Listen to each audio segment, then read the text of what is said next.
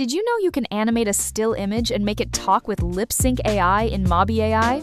Let me show you the easy steps. First, go to Mobbi.ai and select Lip Sync AI from the left sidebar. Next, choose your model. You can either upload your own image or select one you've already generated here. Click on the image and select Lip Sync. Now, upload an audio file or record your voice directly. This next part is optional, but you can enter a prompt to describe exactly how you want your avatar to talk and act. Once you've added your prompt, select your preferred resolution and hit Generate. Wait a few moments for the magic to happen. Did you know you can animate a still image and make it talk with Lip Sync AI in Mobbi AI? Let me show you the easy steps. And that's it! You've just animated a still image and made it talk using the Mobbi AI Lip Sync feature. Try Lip Sync AI on Mobbi.ai now and bring your photos to life.